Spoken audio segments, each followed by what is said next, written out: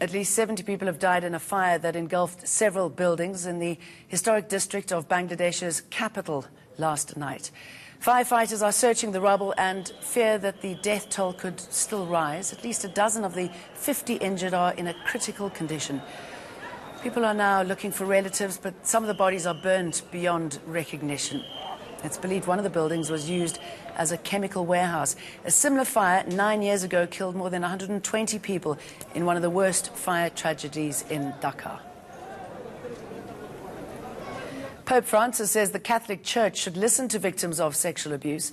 He's opened a conference on sexual abuse by priests. Bishops from 130 countries are attending the 4-day summit in the Vatican City. The Pope says victims expect the Church to come up with concrete measures on how to deal with the crisis, but some victims groups are calling the event a publicity stunt.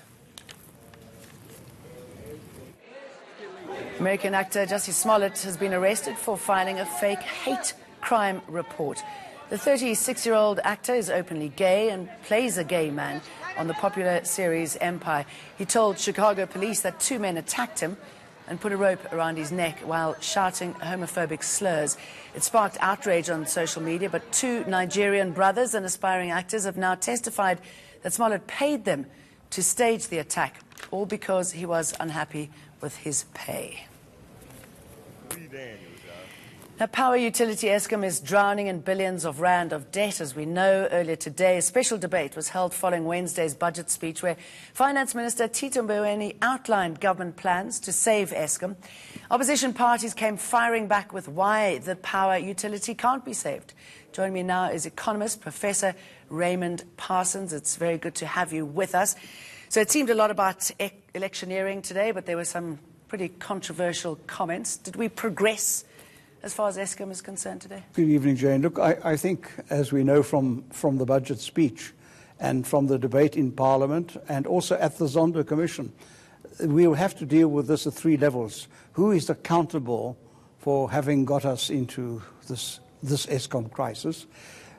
But equally important, if not more important, is what can we do in the short term and the longer term to turn the situation around?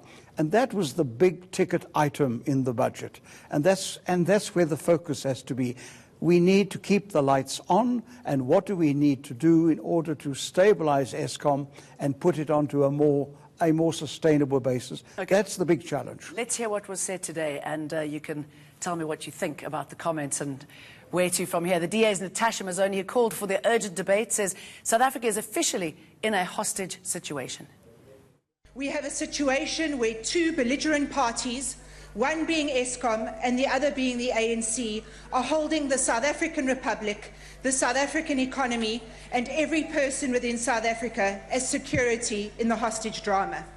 We, as South Africa, have a metaphorical knife to our throat, and we are being forced to pay a never-ending ransom to Eskom, or else the throat will be slit and the result will be a full-out blackout and the death of South Africa as we know it. This is no over-exaggeration, and this is not panic peddling. This is the absolute reality. We are teetering on the very edge. We should be absolutely terrified at exactly what would happen if this crisis worsens. As government, every single effort and every single action should be focused on nothing other than averting this crisis.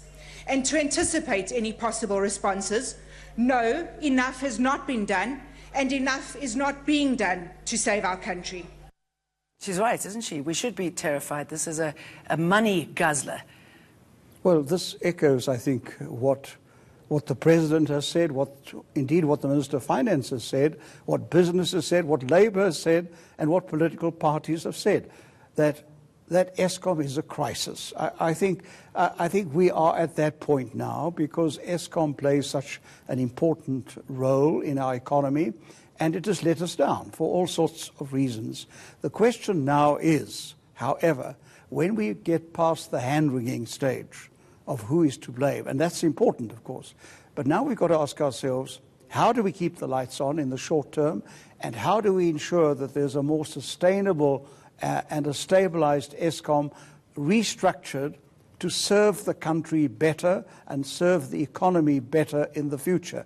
That's the challenge which the government and all stakeholders now face in the light of some of the proposals that have already been made. Now, Minister of Public Enterprises, Pravin Gordhan, has reiterated Eskom's issue is of public interest and should be addressed with urgency.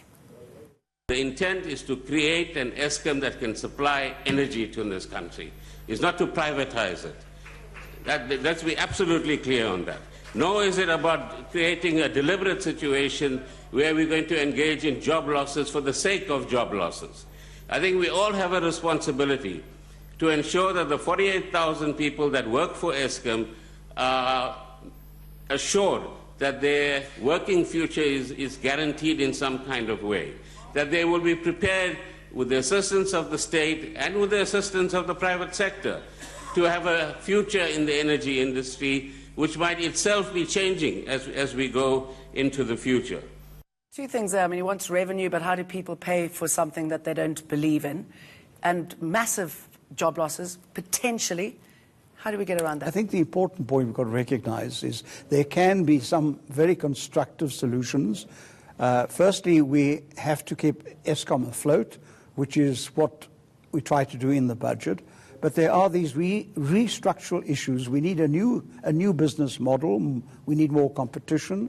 But we've got to understand that unless we find constructive solutions to the Eskom challenge, there will be some pain. And the pain will be spread over the taxpayers, as we saw yesterday, over the workers to some extent, and over consumers, because NERSA is now presently looking at an application from Eskom for very substantial increases in tariff. We have to manage this in such a way that we infuse it with a constructive solution whilst fully recognizing it may well be that some politics may get in the way, some inefficiency may get in the way of the solutions, but that we can find constructive solutions so that the adjustment is spread over all the stakeholders. All the stakeholders have to understand that there will be a contribution to be made, whether as taxpayers, as consumers, or as workers.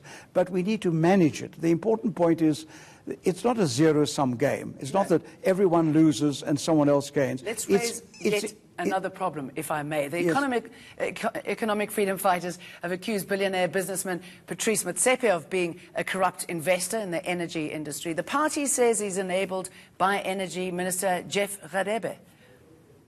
To privatize state-owned entities, especially those that are strategic, you collapse them, make them unworkable and frustrate the masses, as is currently happening with load shedding. Then once everyone is angry with the state, you present private investors as saviors. You will then have a situation where the fox will guard the hen house, and it will become evident immediately as prices of electricity will skyrocket. Firstly, it is not a coincidence that the first thing that Minister Jeff Radebe did when he was appointed as Minister of Energy was to sign bid window 4 of the purchasing power agreements for IPPs, despite all the evidence that it will cripple Eskom's liquidity position. His brother-in-law, Patrice Motsepe, is heavily invested in renewable energy projects. Mr. Motsepe owns some of the major renewable energy projects that have signed purchasing power agreements.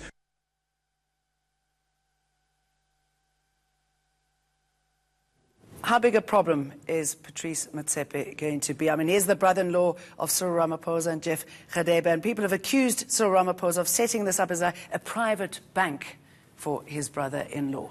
I want to deal with the policies that will get this right rather than the personalities. And indeed, I think that Mr. Motsepe quite a good example of explained his position. It probably heightens why, given our experience in the past of state capture and corruption, and which has also contributed to the Eskom problem, that in the process of restructuring, let's be positive and engage with it by saying, well, come to the table with some proposals on the restructuring into three parts of Eskom. How might it work best in the interests of the country, in the interests of consumers, in the interests of the business community, in the interests of workers? So you've got to keep nepotism, you've got to keep politics out of it. It's got to be transparent. And I think the important point now is I welcome the fact that there's not too much detail. It leaves the door open to engage. We want to diversify the whole Eskom setup so that it can serve the country better. We must be prepared to think outside the box and say, well, there are many combinations. Don't get obsessed with one word like privatization or massive unemployment. Let's engage. Let's engage as stakeholders, as economists, especially those who are expert in this area, and say, we've opened the door to a new dispensation. We realize that what the budget is telling us, we've got our backs to the wall. The big ticket item happens, among others, to be Eskom. We've got to get it right. What can we do? What can we contribute to the solutions? Some of the proposals have been made. How can we build on them? Let's engage rather than be negative, accept that what the country is facing now, South Africans, we're pretty good at being negative, aren't we? Exactly. And I would like to think that we could use, they often say, don't waste a good crisis. And my plea to all the stakeholders is, let's engage on the proposals to get Eskom right, because a great deal of our economic future depends on getting it right. And as you heard from some of the earlier speakers, that's a very important builder of future confidence in our economy. Now, the National Freedom Party's Sheikh Imam has proposed a public-private ownership of Eskom. He says competent people need to be deployed at Eskom. Privatization has a purpose, and that purpose is to act in the interest of investors, not in the interest of the people that we serve. And that is proven throughout the world. Now, why can we not have a model of 51% owned by the state and 49% by the private sector, so we are still in control as a country in the interest of our people? But we know, as the National Freedom Party, we find that some of us are obsessed with this thing of privatization. And the question that arises is, when somebody wants to buy shares, or they want to buy a business, or they want to take over a state-owned entity, they can only do that because they know they're going to make profits. So the question is, why can we not make the same profits if it is a state-owned entity? Only thing we need to do is make sure we employ people with the capacity, with the integrity to be able to run these organizations, and we won't have this problem ever again. Is he right? I think what is important here is to recognize that, these isms that so quickly come to the surface about socialism and capitalism and so forth. For me, there's only one ism we need to find the solutions, and that's pragmatism. That's important. We must look at new combinations. There's no one answer here. And in fact, our president himself said, look, there's no silver bullet here. It's such a complex situation. But we're now taking steps in a certain direction. And what's important is, once again, to tackle it in a way that in the short term will produce some solutions to keep the lights on. Do we have people to do it, though? Do we have the skill set? Yes, I think there are people who are prepared to step forward. But I come back to my point, which I've often made, that if we could factor talking into our growth rate, we wouldn't have a problem. We really must translate our talking to action. And what's important about a new Eskom plan is that we get on with it, we explore the options. There's more than one option. We don't have to be ideological about it. We must be pragmatic about it. And I know you say that there are people who can step forward, but really, do we have the skill set here? I mean, I should imagine it would be problematic if we look outside of the country. Well, it's already been indicated that, unfortunately, some of the skills that we discourage, we'll have to encourage them to come back. But that's a step in the right direction. I think, once again, it shows the pragmatic approach to put together a combination of solutions that will turn the situation around. But we must be prepared to think outside the box. We can't go on with the existing business model. It has let us down disastrously, as we saw in the budget. And therefore, we've got to say to ourselves, we're going to get Eskom right, as we ought to be getting other things right. But in particular, since that's what we're talking about, let's put together the solutions in a way that elicits constructive and collaborative answers from stakeholders who are prepared to put some solutions on the table and engage in those solutions so that we can turn the situation around sooner rather than later. Professor Raymond Parsons, thank you very much. Thank you. Sport is up next, and then we focus on a silent killer that you and I breathe every day. Our air is so polluted, hundreds of thousands are dying from it.